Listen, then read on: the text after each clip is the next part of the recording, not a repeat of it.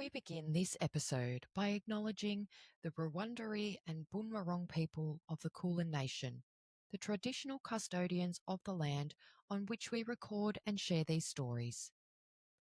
We pay our deepest respects to their elders, past and present, and recognise the wisdom, connection, and culture that have shaped these lands for thousands of years. As we journey beyond the veil, we do so with gratitude, respect, and an awareness of those who walked before us, honouring their wisdom, their connection to the land, and their stories woven into the fabric of time.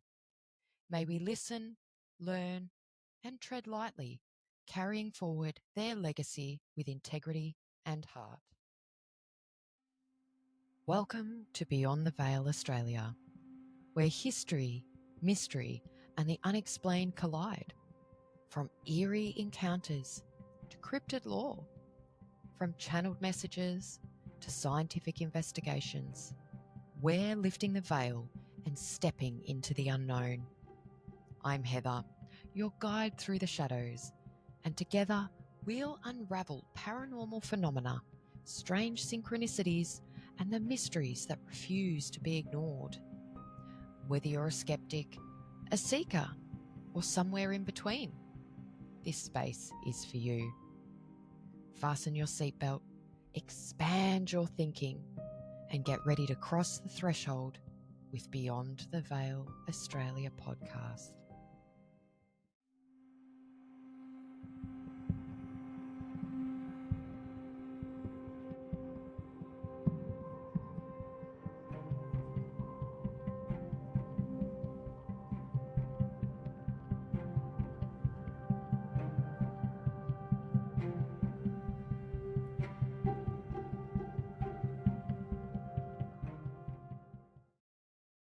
Hello and welcome back to Beyond the Veil Australia.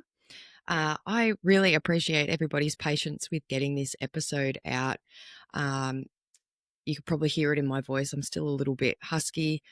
I had a sick child and was sick myself, so we just weren't going to be able to record that episode. So thank you all again for your patience with this. It's truly appreciated. If you're watching on YouTube, you can probably tell we've had a slight upgrade. We don't have the headset on anymore. We've got a standalone mic. I've actually got my little earpods in. So I'm looking forward to seeing how this one comes out with the change of tech equipment and everything as well.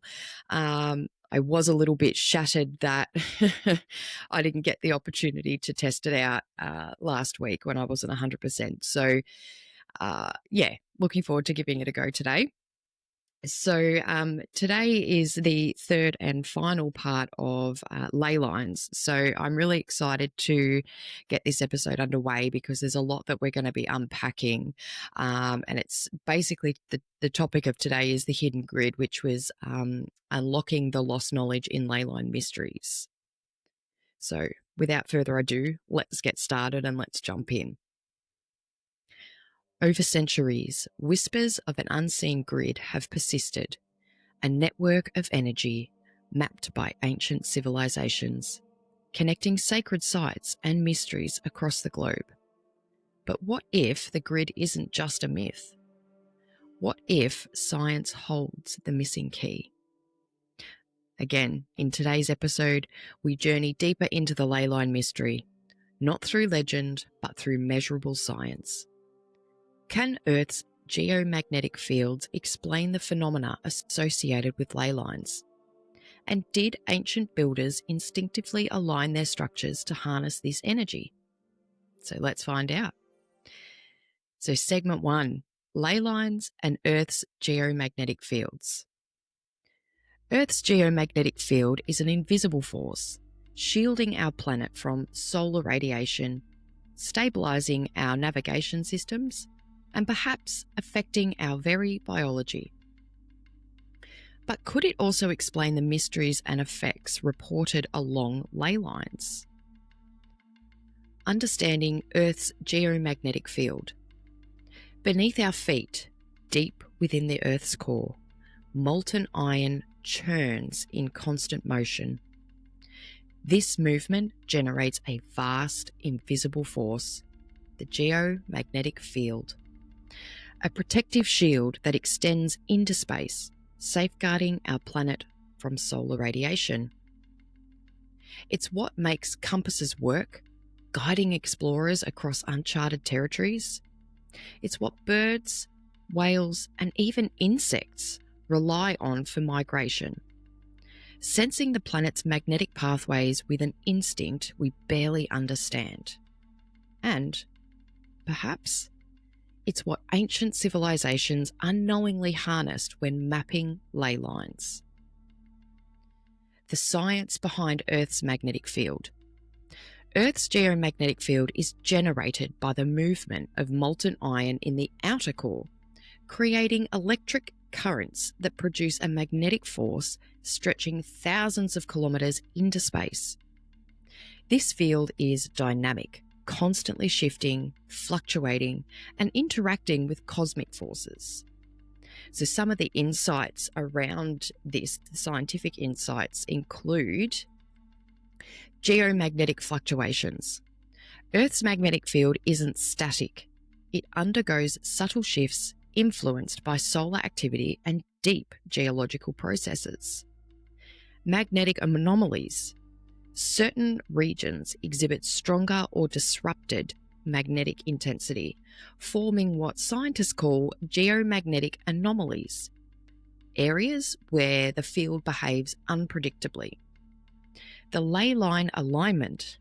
Some researchers propose that ley lines might coincide with these anomalies, suggesting a deeper connection between ancient mapping techniques and Earth's natural energy grid. So with saying all of that, could ley lines be more than just a myth? Could they actually represent an intuitive understanding of Earth's magnetic forces, an ancient blueprint designed to align with the planet's energy? That's really fascinating, some of those scientific insights. When researching this, a lot of this sort of stuff we have covered a little bit in the part 1 and the part 2 episodes, but it's kind of nice to be able to really dig a little bit deeper with this and kind of just pluck out little bits of information that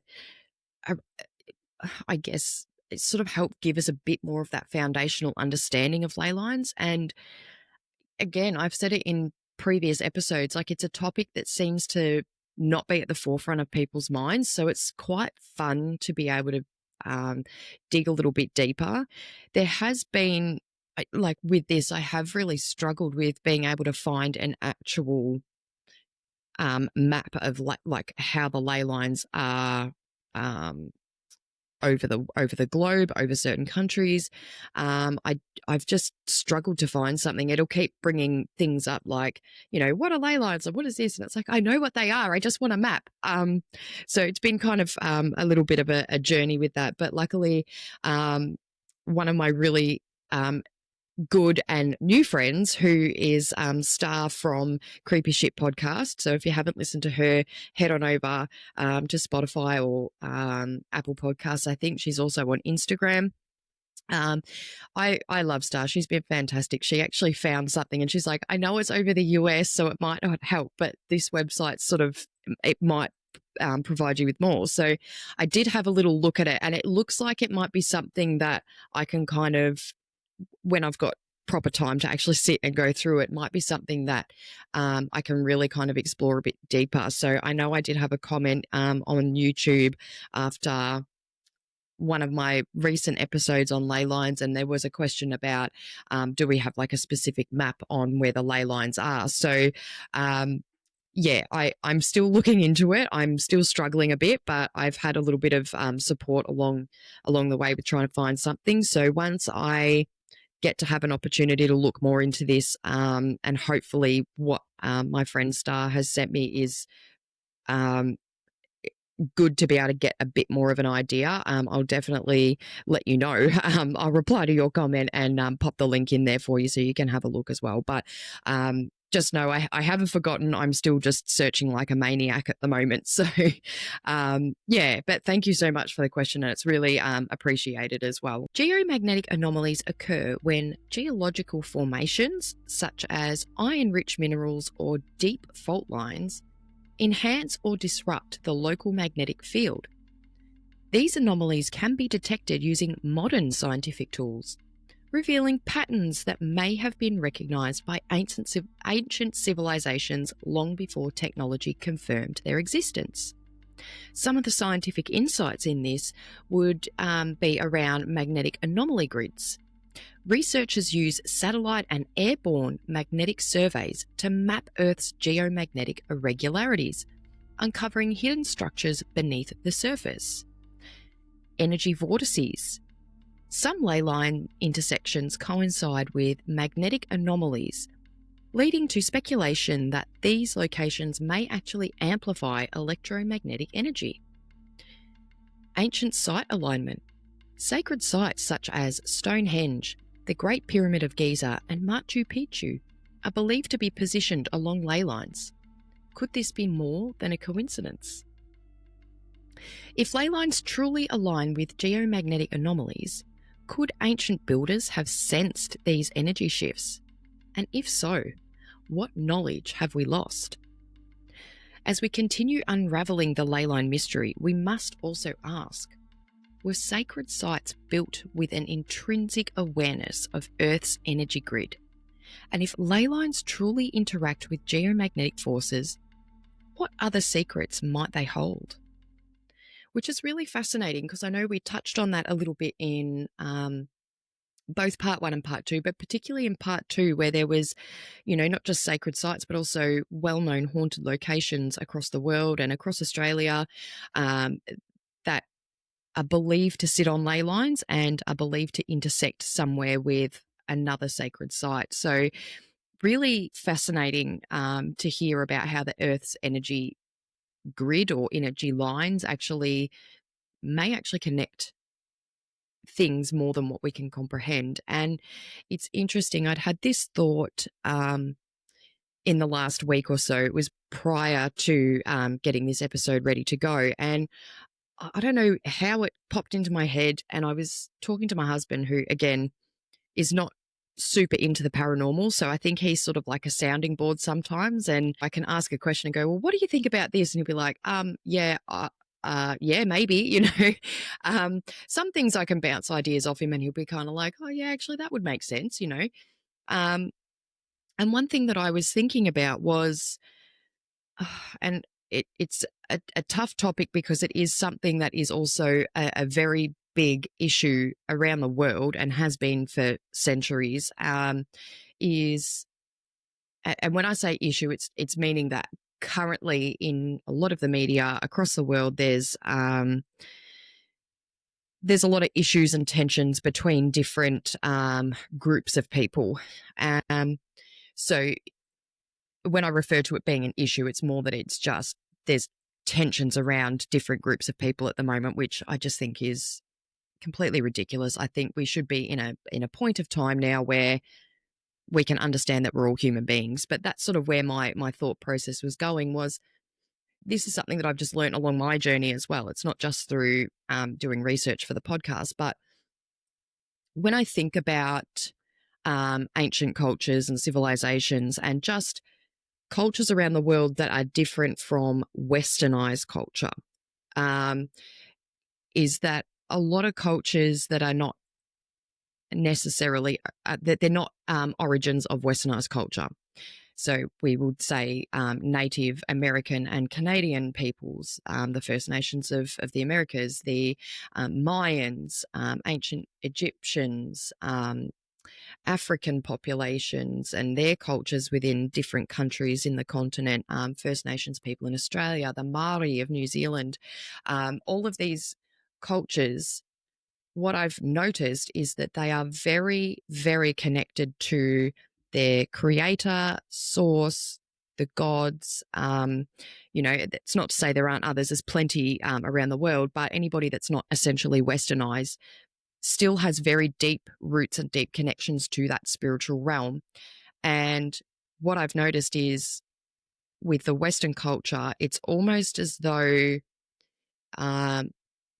it was never, when I think right back, there was almost this thing of like, well, we're advanced. We don't need to be connected to any kind of spiritual force or anything like that. And I think what I'm noticing in modern days is that we're seeing a lot of people from westernized cultures are starting to have more spiritual awakenings or awareness starting to develop. And this is something that people of First Nations or ancient cultures around the world have been sort of basically trying to tell the stupid idiots of the westernized culture, this is it's not fantasy, it's not this is why we're connected. We can connect with the earth, we can connect with the spiritual realm, we can connect with all these different things. And the westernized culture has just started to kind of maybe understand that it's not just a bunch of woo-woo. I think there's a little bit more substance behind it.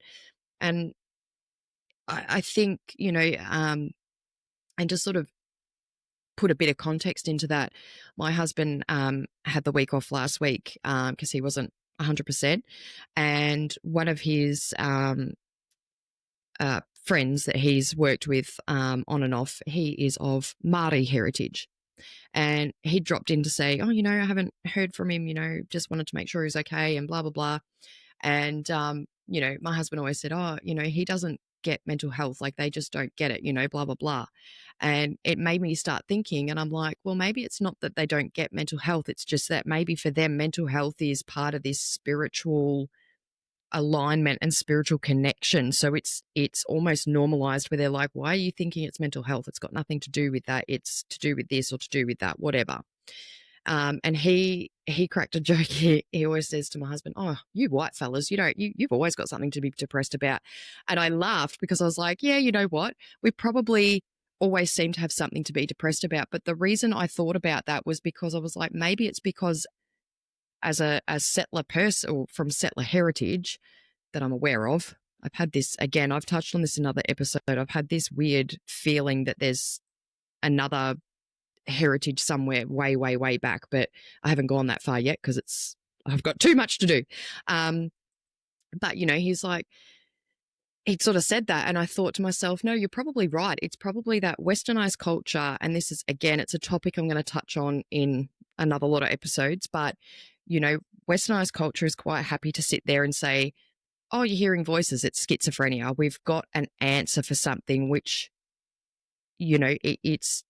it's trying to take away maybe that alignment of the spiritual being. And I think with more and more people becoming connected in westernized culture,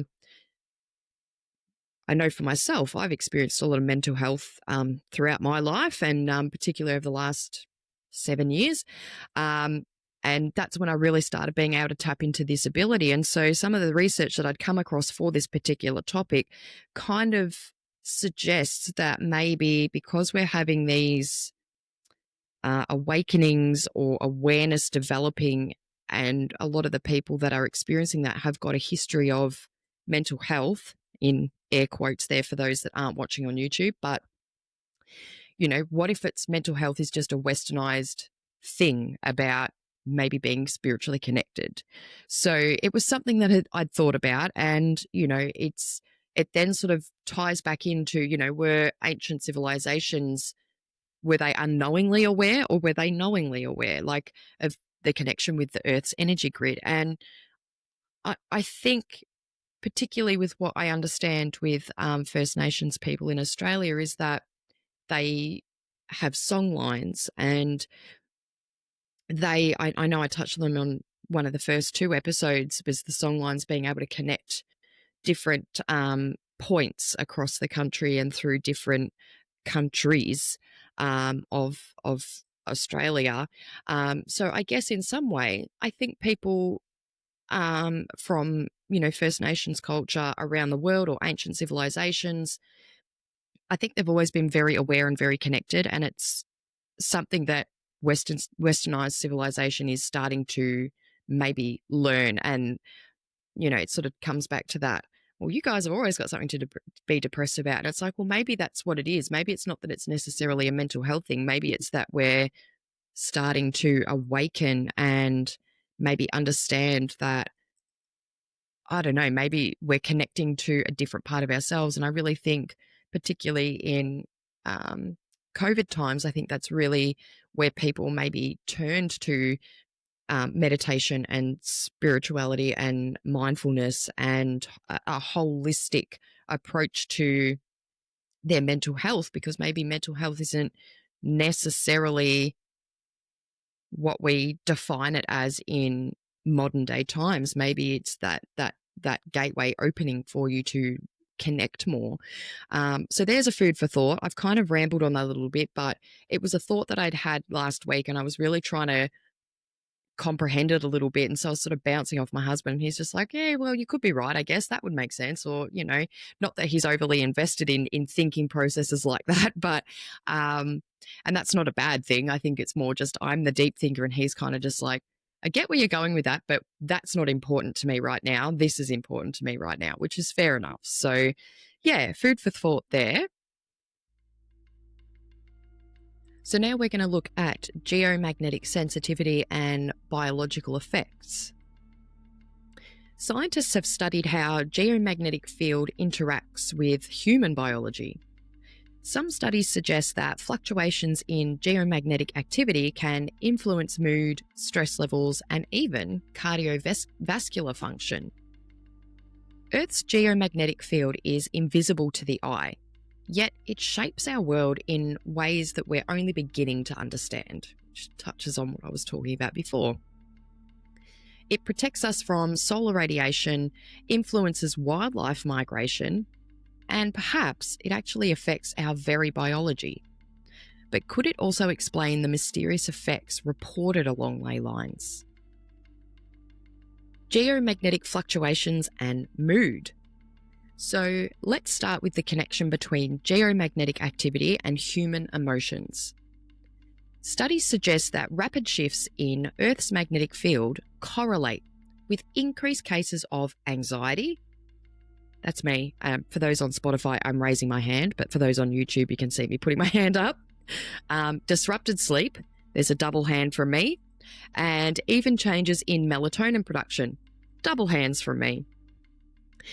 Melatonin, often called the sleep hormone, regulates our circadian rhythm. I'm assuming that's actually to do with your cardiovascular system. I could be wrong. If you're a medical professional, please tell me. When exposed to unstable geomagnetic conditions like solar storms or areas of heightened magnetic intensity, some individuals experience insomnia, vivid dreams, double hand from me, or unexplained shifts in mood. If I had more than two hands, I would be putting them up right now. Could ley line locations aligned with geomagnetic anomalies naturally amplify these effects? Interesting. Yeah, I find that really funny that, just talking about where it's not just that physiological factor, but it's also like emotions and mental stability and just different things that I suppose are connected to our physical body, but are also states of mental and emotional well-being. So interesting. We're going to move into the heart rate and nervous system response. So this will be rather interesting. But it's not just sleep that geomagnetic forces may influence. It's our very heartbeat, our nervous system, which governs everything from stress responses to heart variability, appears sensitive to changes in Earth's magnetic field. Some of the scientific insights: heart rate variability and geomagnetic disturbances. Research indicates that exposure to altered geomagnetic environments may affect how our autonomic nervous system regulates cardiovascular function, which would make sense because if you think about, and I'm going to use some paranormal investigators as an example here, but,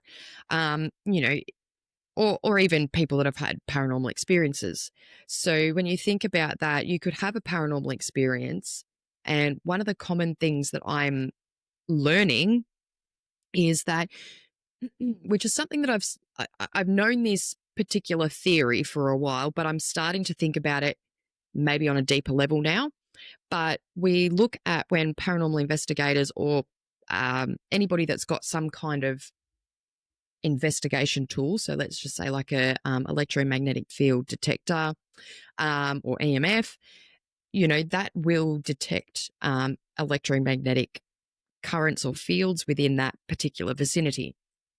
And the theory is that when there is a spiritual presence of any description in a location and you're having a physical reaction to something, so it might be like goosebumps, or you feel like someone's watching you or someone's breathing on your neck, just to name a few. The idea is that if a spirit is present in that vicinity, the electromagnetic field will read that there's something there that's, manipulating the electromagnetic energy. So, there's that will kind of say scientifically there's an anomaly here. But that physical sensation, when something like that happens to you, you naturally become on, that fight, flight, freeze, or fawn response. And some people you'll see in investigation groups where there'll be someone that'll get a shock and they will just freeze and be like, what the fuck is going on? You'll have others that might go, holy shit, get me out of here, and fucking leg it for the door. And that's the flight response. Then you've got the fright response, which might be that they get that fright and they jump and they kind of move around and be like, oh, okay, I've had a bit of a fright. I haven't left the building and I haven't frozen, but I'm just like, what the fuck happened? Fawn response, I don't necessarily think would occur in these situations. However, it's a possibility. But for those that are unfamiliar with the fawn response, it's the best way I can sort of describe it is if you understand Stockholm syndrome. Now, the fawn response is very common for people that are exposed to or experience things like repeated trauma. So, for example, that could be somebody who's experiencing family violence.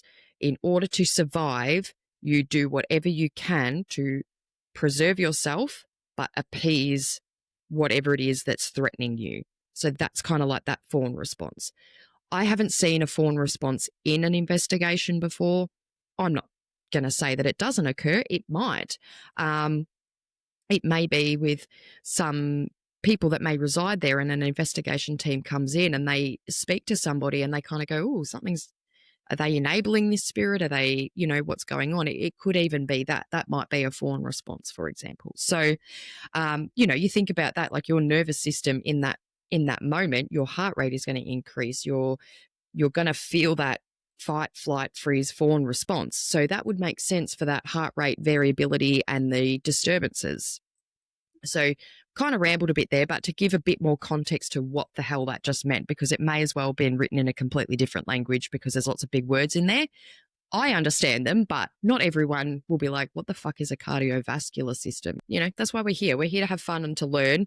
And if I know something, great. If I don't, I'll put it out there and be like, hey, if someone knows that, please let me know.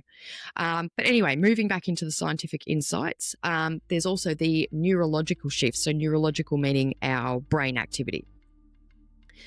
Some studies suggest that geomagnetic activity may heighten or suppress neural pathways, which are those little connections between learning how to do something. And children and babies will be developing neural pathways like crazy, which is why they're fussy and they carry on and they give you attitude and they have tantrums and whatever else, is because there's so much going on in their brain with all these new pathways being built to learn how to walk, how to talk, how to eat, how to pick colours out, read, all that sort of stuff.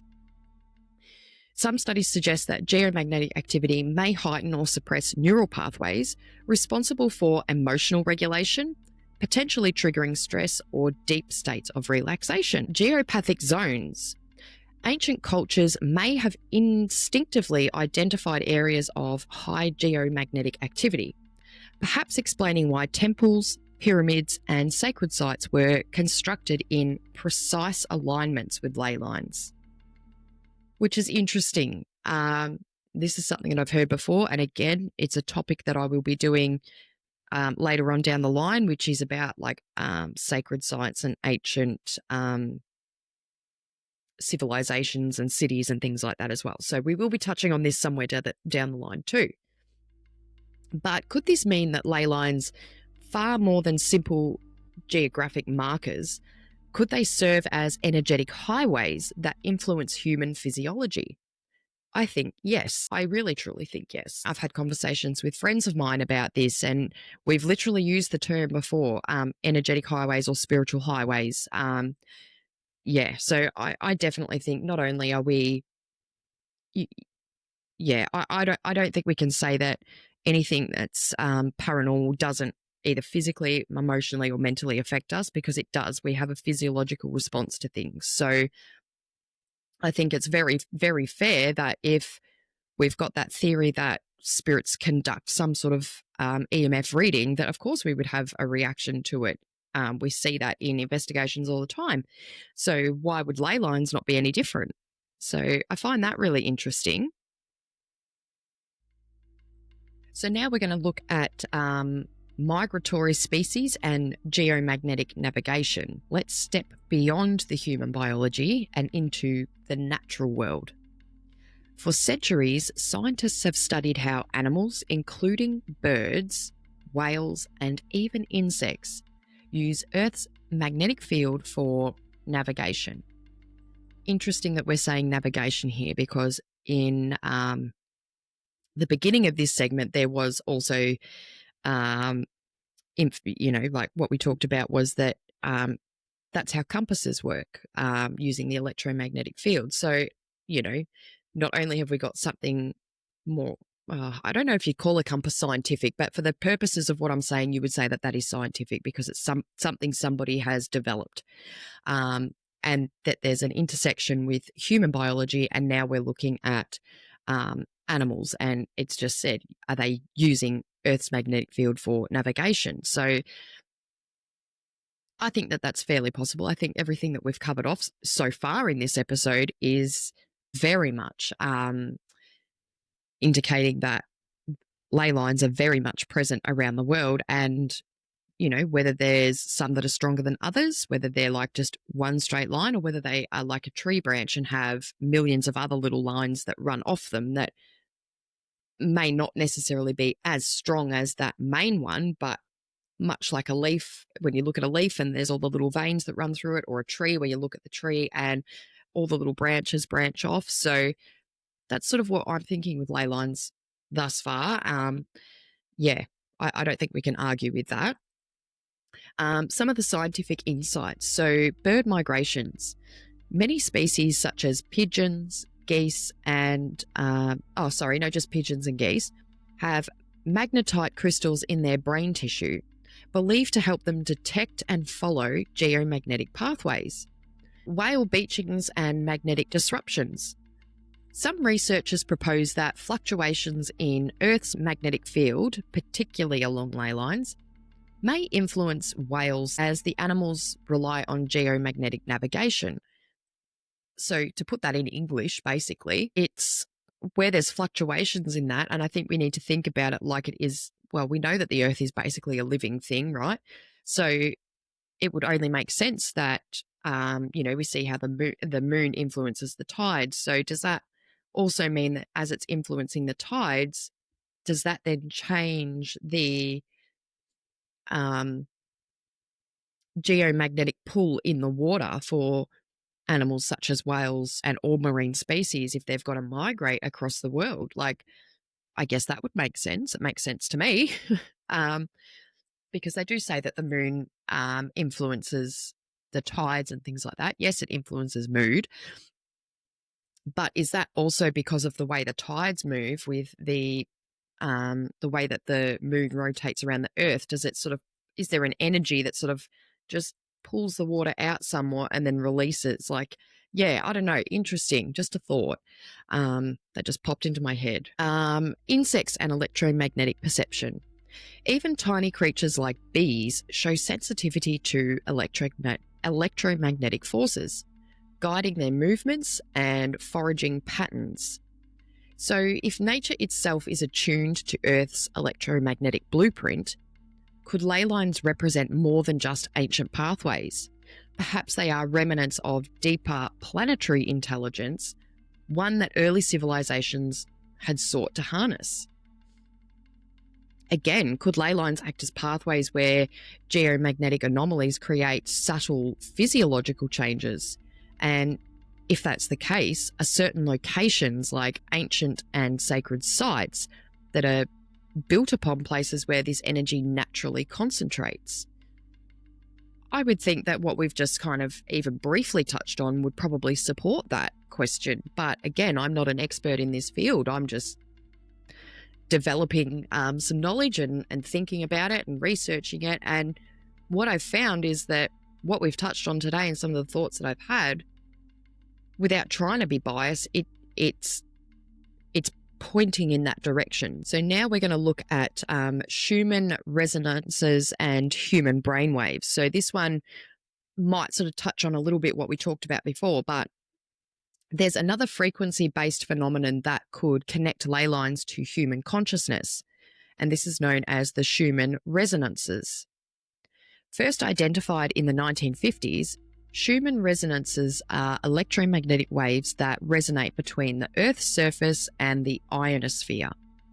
These frequencies, measured between 7.83 Hz and 50 Hz, strikingly overlap with human brain waves, particularly the alpha state, associated with relaxation, meditation, and intuitive thought. The alpha brainwave connection. The dominant frequency of the Schumann resonances, 7.83 Hz, aligns with the brain's alpha waves, known to facilitate deep relaxation and heightened awareness.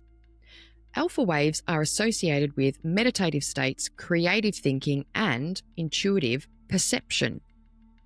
Some of the scientific insights regarding the alpha waves and the Schumann resonances, studies suggest that exposure to Schumann resonance frequencies may enhance cognitive function, creativity, and emotional balance. The brainwave entrainment. Some researchers propose that Schumann resonances act as a natural form of brainwave entrainment, subtly influencing human consciousness. Meditative states. Ancient cultures may have intuitively recognized these naturally enhanced frequencies, constructing sacred sites where electromagnetic conditions had naturally enhanced altered states of awareness. Which is interesting because if you're somebody that does meditation and you're wanting to put music on to meditate too, they actually have different music at different hertz levels depending on what brainwave functionality you're wanting to do. So they would have alpha, beta, gamma, delta, theta. So they have different compositions of music that are designed to not enhance, what's the word I'm looking for? Like activate that particular brainwave activity. So with what we just kind of talked about, that would make sense, because if they're talking about different brainwave activity levels and what is going to enhance the activity for different types of brain activity, that would make sense. And, you know, we see that with meditation and music. I know I've used it quite a lot, where I'll use different, depending on where I'm at and what I think I need, I will choose the music that I need to focus on that particular area of my brain activity. So I know particularly when I was in very high stress and probably in somewhat of a fawn response myself, I used to find meditation very, very helpful, and I would put that on at night when I'd be going to sleep or something, and I would just try and allow my body to just relax and to let my brain utilize the energy that's accumulated in my body and activate in a healthier way, if that makes sense. So we're also going to look at geomagnetic field shifts and altered states. What happens when Earth's geomagnetic field shifts? Some studies suggest that exposure to changing magnetic environments, like those found on ley line regions, might enhance meditative states or intuitive perception. Geomagnetic fluctuations and consciousness. Research indicates that geomagnetic disturbances may correlate with heightened states of awareness, vivid dreaming, and even spontaneous psychic experiences. ley lines as amplifiers. If ley lines align with geomagnetic anomalies, could they act as natural amplifiers for Schumann resonance, intensifying their effects on human consciousness? The historical accounts. Many ancient traditions described sacred sites as places of heightened intuition, healing, and spiritual awakening. Could this be linked to electromagnetic influences? I would say yes to that, because we only touched on it in, I think it was part 1 or part 2. We may have even touched on it in both episodes, but back in 2020, there was a large group of people that had gathered at Uluru in Central Australia, and they wanted to conduct a mass meditation because they believed that Uluru sits on quite a space of a ley line that might help raise the Earth's vibration and that of the population within it. So I think in terms of historical accounts, we're looking at ancient traditions, but we also saw this only 5 years ago when people went to Uluru to try and raise the energy and raise the consciousness of the world through a mass meditation at a sacred site that's believed to sit on a ley line. So I would absolutely agree with that, in being that, yes, it can influence that, and it can be through spiritual awakening, intuition, and healing. So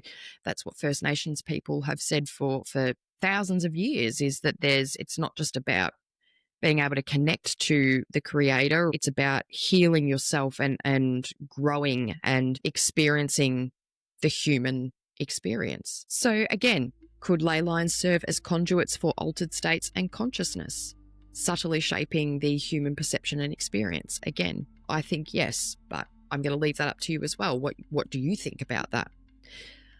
We're also going to look at human physiological interaction. So NASA research indicates that the Schumann resonances act as a subtle environmental influence on human health, potentially affecting circadian rhythms and consciousness. Some scientific insights into those. So studies suggest that exposure to the Schumann resonances may regulate sleep cycles, melatonin production, and overall well-being. Some researchers propose that the Schumann resonances interact with the brain's electrical activity, influencing cognitive function and emotional stability. Certain locations coincide with known geomagnetic anomalies. So could this explain reports of unusual sensations, heightened awareness, or even spontaneous healing experiences? Perhaps this is why ancient cultures built these temples, the pyramids, and megalithic structures along these pathways. Were they harnessing the Earth's natural electromagnetic frequencies? And were they doing that to enhance the consciousness and unlock the hidden knowledge? Science and mystery intertwine in the ley line debate. Are these pathways simply geographic coincidences, or did they represent an ancient system designed to connect, influence, and perhaps unlock something long forgotten?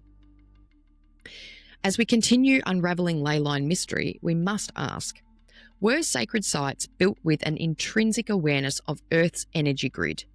And if ley lines truly interact with the Schumann resonances, what other secrets might they hold? The intersection of ancient wisdom and modern science. We may never know exactly how ancient civilizations understood Earth's natural energy fields, but it's fascinating to consider that the same locations revered for their spiritual significance might also be hotspots for geomagnetic activity.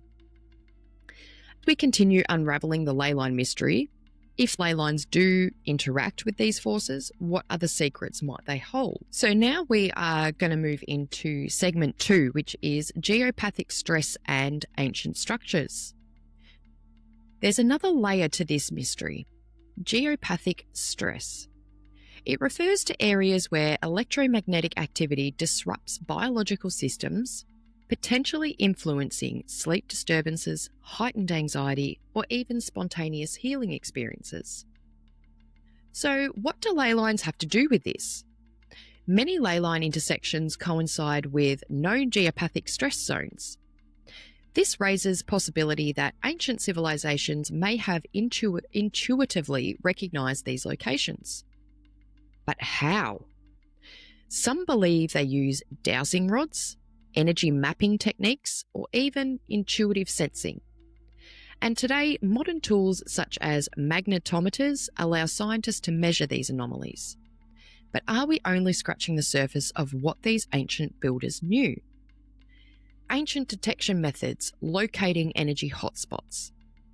The first one we're going to look at is dowsing rods, and this is something that's still used today. This is an intuitive tool for energy mapping.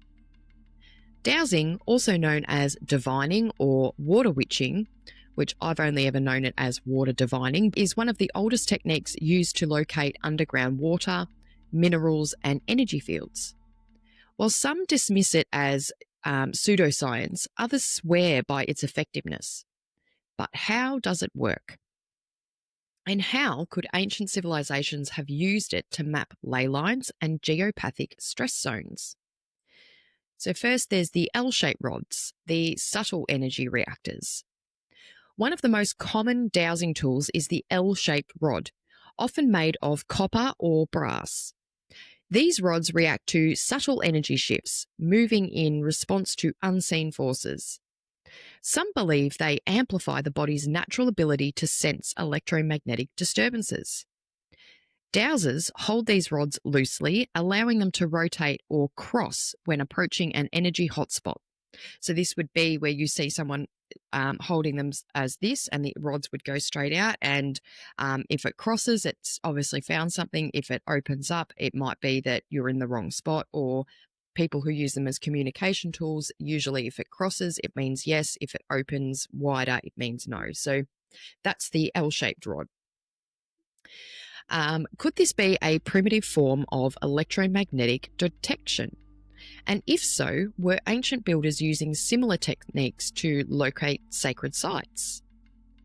Y-shaped rods, the traditional water seekers.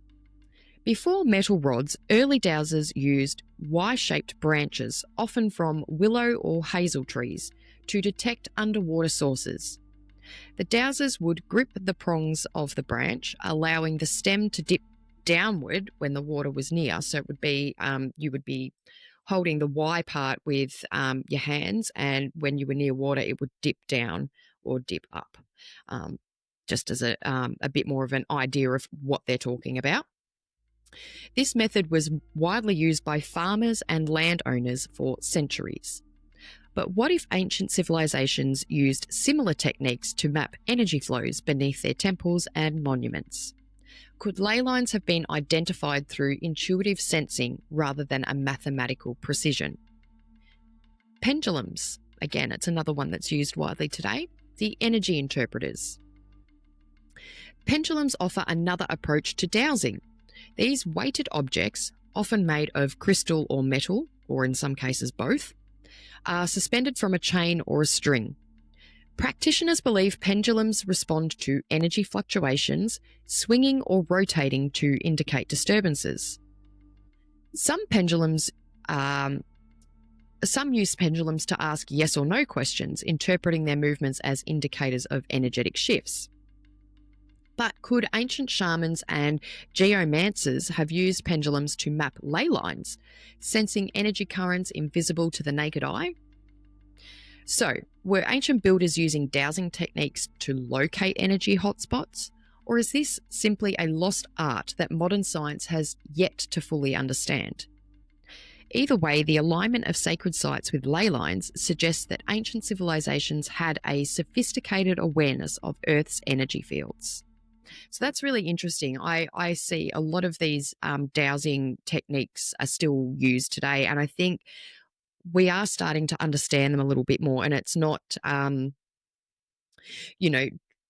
it's not just for picking up on the energy or trying to find water or anything like that.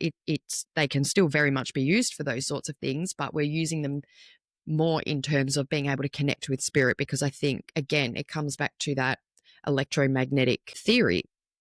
And I've seen investigators use more modern scientific things such as like EMF detectors or REM pods or anything like that. But then you've got other people that prefer to use more of ancient connection through dowsing or through using pendulums. And I think any and all tools are really cool. I think you can get really great results with all of them. And I think it's about knowing where you are and what you're using it for and what response is going to be the best with what equipment. So just to sort of throw us slightly off topic there, but yeah, really interesting. We're looking at modern scientific measurement now with detecting geopathic stress.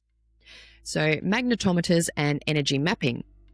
For centuries, ancient civilizations have intuitively recognized energy hotspots, places where electromagnetic activity seemed to influence human consciousness, health, and even spiritual experiences.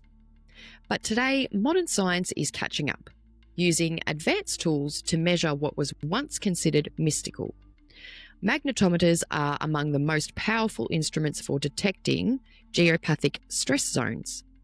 But how do they work? So fluxgate magnetometers, so detecting subtle magnetic shifts. Fluxgate magnetometers are designed to measure subtle changes in the local magnetic field. These instruments help identify disturbances caused by underground water streams, fault lines, or even mineral deposits, features that contribute to geopathic stress. These magnetometers work by detecting variations in the Earth's magnetic field, pinpointing areas where natural energy flows may be disrupted. Some researchers believe that ley line intersections coincide with these anomalies, suggesting that ancient builders may have recognised these locations long before modern science.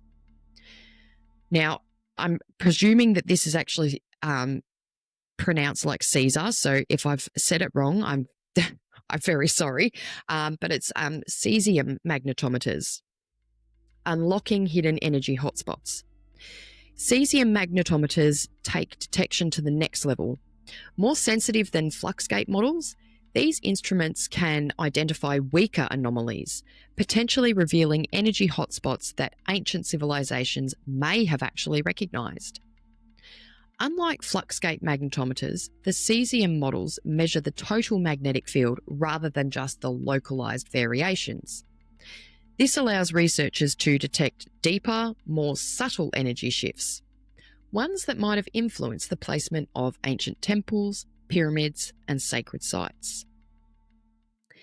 Gradiometers, mapping geopathic stress zones with precision. Gradiometers are specialised magnetometers that analyse differences in magnetic intensity across a site. Measuring variations in the Earth's magnetic gradient, researchers can create detailed maps of geopathic stress zones. These instruments are widely used in archaeological surveys, helping scientists uncover buried structures that may align with ley lines or energetic hotspots. That's pretty cool. Some believe that ancient builders intentionally positioned their monuments in areas of heightened geomagnetic activity, harnessing the Earth's energy in ways that we have yet to fully understand. So are these tools merely scratching the surface of what ancient civilizations knew? While magnetometers provide measurable data, they may not fully capture the intuitive and energetic awareness that guided ancient builders. Scientific applications and limitations. Modern science is catching up, using advanced tools to measure what was once considered mystical. Magnetometers are among the most powerful instruments for detecting geopathic stress zones. But how do they work? And do they truly capture what ancient cultures actually understood? One of the most fascinating applications of magnetometers is in archaeology. These instruments are widely used to detect buried structures such as ancient temples, stone formations, and even lost cities. By measuring variations in the Earth's magnetic field, researchers can uncover hidden sites that may align with ley lines. Some discoveries suggest that ancient builders have intentionally positioned their monuments in areas of heightened geomagnetic activity. Were they aware of these energy flows, or was it simply a coincidence? And if they did recognise these locations, how did they detect them without modern instruments? Really good question. I think, again, it would come back to things such as different forms of dowsing. I think that that's probably been something that's been around for a lot longer than we probably realize. So, I mean, the modern instruments, I think it's just more that we've been able to evolve as a civilization and learn more about how we can detect things with a different type of technology. So that's just my thought process here. But what do you guys think? Environmental studies, so electromagnetic disturbances and human health. So again, we've kind of touched on this, but beyond archaeology, magnetometers are also used in environmental studies. Researchers assess electromagnetic disturbances in urban areas, linking them to potential health effects. Some studies suggest that prolonged exposure to geopathic stress zones may contribute to, again, sleep disturbances, anxiety, and even unexplained fatigue. Could this explain why certain locations feel energetically, in air quotes again for those just listening, off? And if ancient civilizations understood these effects, what did they design their cities and sacred sites to minimize geopathic stress? Paranormal investigations, measuring unexplained energy fluctuations. Now we're moving into the paranormal connection. Some investigators employ magnetometers, sorry, I just had a brain fart then, my bad, to measure unexplained energy fluctuations in locations associated with hauntings or unusual or unexplained phenomena. Sudden spikes in electromagnetic activity have been reported in areas linked to ghost sightings, UFO encounters, and even the ley line intersections. So could geopathic stress zones amplify the paranormal experiences? Or are these readings simply just environmental noise? While skeptics argue that magnetometers detect natural fluctuations rather than supernatural forces, others believe these anomalies may be evidence of something beyond our current understanding. We're going to have a look at some case studies now. Science meets ancient wisdom. Throughout history, ancient civilizations have recognized energy hotspots, places where electromagnetic activity influenced human consciousness, health, and even spiritual experiences. But today, modern science is beginning to validate what was once dismissed as a myth. Let's explore two fascinating case studies that bridge ancient wisdom with scientific analysis. Dowsing and georesistivity studies in India. Mapping geopathic stress zones. Now, I hope that I'm pronouncing this right. I don't know whether it's a different vowel sound on this, so I apologise if I get it wrong, but I'm kind of doing what we're taught when we're kids, where you just sort of sound the word out and whatever the letters are, you just go by that. So apologise if this is incorrect. In Pune, India, researchers conducted an experiment using dowsing rods and georesistivity meters to detect geopathic stress zones. Their findings revealed a strong correlation between underground water streams and electromagnetic disturbances, suggesting that ancient civilizations may have intentionally identified these locations. The study found that copper L rods deflected inside geopathic stress zones, while electrical resistivity decreased as water content increased. This supports the idea that ancient builders may have used intuitive or technological methods to locate energy-rich sites. Advanced dowsing techniques from a modern analysis, energy disruptions, and human well-being. Another study explored how modern dowsing techniques, including L rods and pendulums, could be used to analyse geopathic stress zones. Researchers identified energy disruptions caused by geological structures and electromagnetic fields, reinforcing the idea that ley lines may be more than just a myth. Some studies suggest that geopathic stress zones may influence human well-being, affecting sleep patterns, anxiety levels, and even physiological responses. So, were ancient builders aware of this phenomenon, or did they simply follow instinct? Modern science is validating aspects of what some dismissed as pseudoscience for centuries.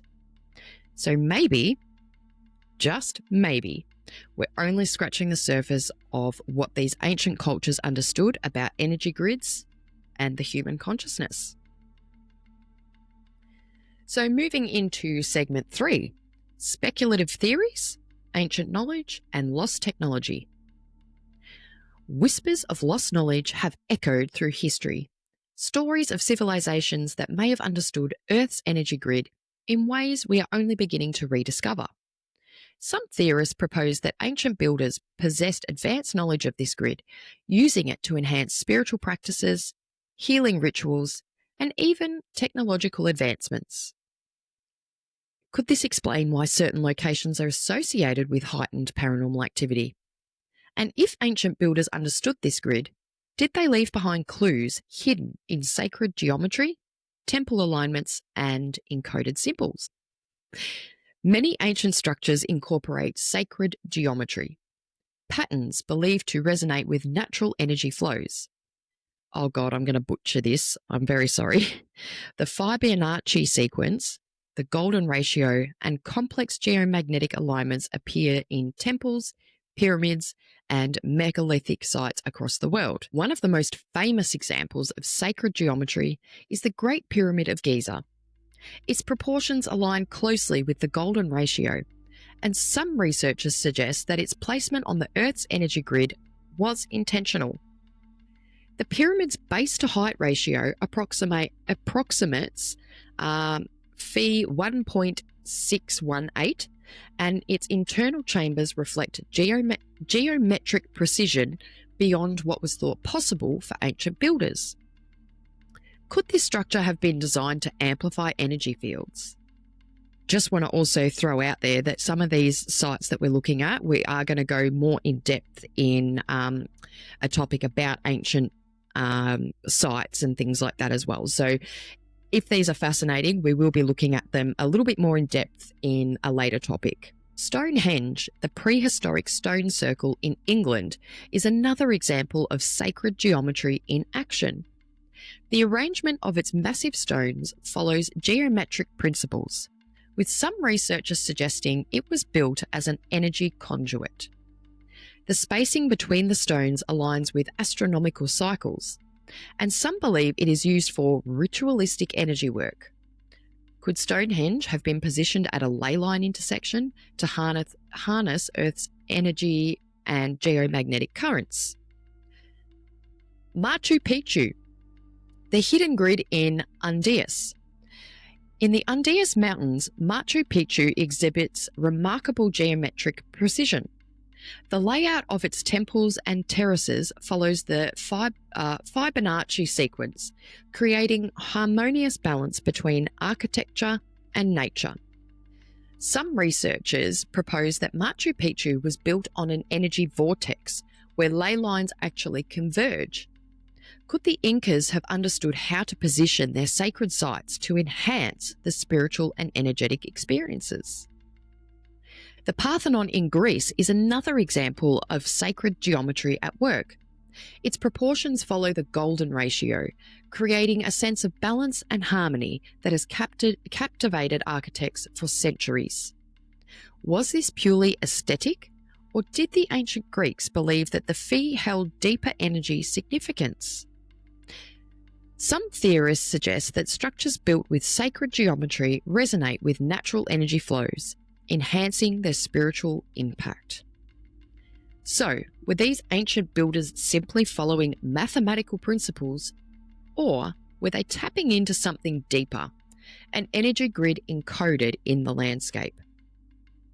As modern researchers uncover more about sacred geometry, perhaps we're finally decoding what ancient civilizations had known all along. Encoded symbols, messages from the past. Throughout history, symbols have carried hidden meanings, messages encoded in architecture, manuscripts, and carvings. The flower of life in the Sri Yantra, an intricate labyrinth designs appears across civilizations, often linked to spiritual awakening and cosmic energy. But were these symbols merely artistic expressions, or were they blueprints for accessing Earth's energy grid? One of the most recognisable sacred sites, the Flower of Life, consists overlapping circles forming a geometric lattice. Found in ancient Egyptian temples, Chinese manuscripts, and even Leonardo da Vinci's sketches, this symbol is believed to represent the fundamental structure of the universe. Some researchers suggest that the Flower of Life encodes mathematical ratios linked to energy flow, possibly serving as a blueprint for ley lines or geomagnetic currents. The Sri Yantra, a gateway to higher consciousness, a complex geometric design composed of interlocking triangles, is revered in Hindu and Buddhist traditions. It is said to represent the cosmic structure of reality, guiding practices towards spiritual enlightenment.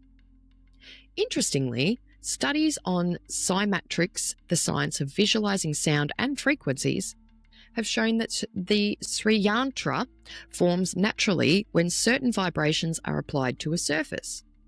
Could this symbol be more than a spiritual tool? Some theorists propose that it may encode knowledge about energy, harmonics, and ley line intersections. Labyrinths appear in ancient cultures worldwide, from the Minoan labyrinth of Crete to Native American petroglyphs. Unlike mazes, labyrinths follow a single winding path, often used for meditation and spiritual journeys. Some researchers believe labyrinths were designed to channel Earth's energy, guiding individuals through a transformative experience. The Phaistos disc, an undeciphered code. Discovered in Crete, the Phaistos disc is a circular clay tablet covered in mysterious symbols. Despite decades of study, its meaning remains unknown. Some speculate it could be an ancient map, a ritual text, or even a lost language. Could symbols like these on the Phaistos disc hold encoded knowledge about ley lines and energy grids? And if so, what were ancient civilizations trying to preserve? Were these symbols simply artistic expressions, or were they blueprints for accessing the energy grid? Some researchers believe that ancient cultures embedded knowledge within these designs, leaving behind clues for the future generations to decipher. Perhaps we are only beginning to unlock their true meaning. Throughout history, whispers of lost technology have surfaced.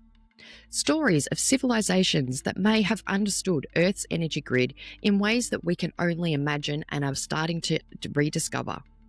Could ancient builders have possessed knowledge that allowed them to manipulate geomagnetic forces, to harness ley lines, and even generate energy?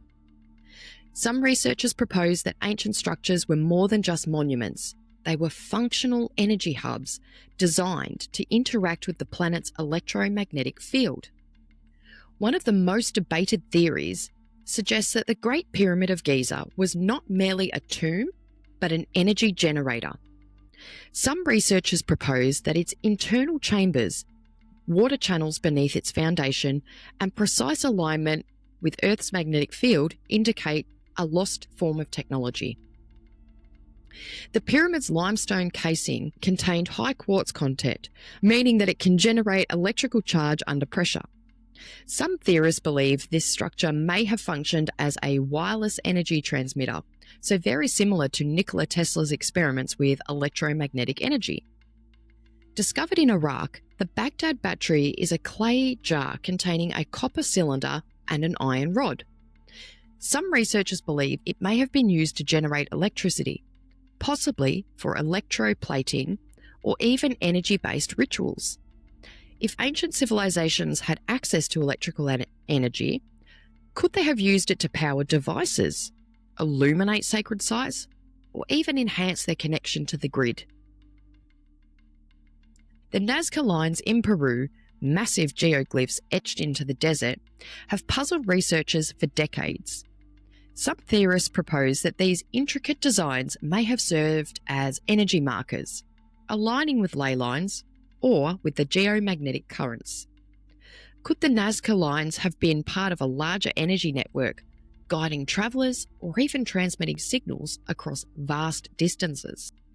In Florida, the mysterious coral castle was built by Edward Leedskalnin, a man who claimed to have discovered the secrets of ancient energy manipulation.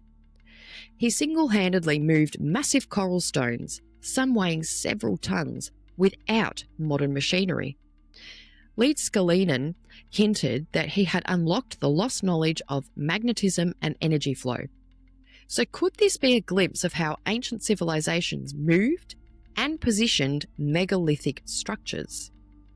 Deep beneath Malta lies the hypogeum of Hull Sulfanini, an underground temple with chambers designed to amplify sound frequencies. Studies suggest that its architecture enhances low-frequency resonance, potentially influencing brainwave activity. Could this site have been used for energy-based healing or consciousness expansion? Some researchers believe ancient builders understood how sound interacted with Earth's energy grid. As modern researchers uncover more about ley lines and geomagnetic fields, perhaps we are finally decoding what ancient civilizations have known all along. Well, today's episode was fairly long, but over the past 3 episodes, we've ventured deep into the mystery of ley lines and from their connection to Earth's geomagnetic fields to geopathic stress zones, and finally, the hidden grid theory.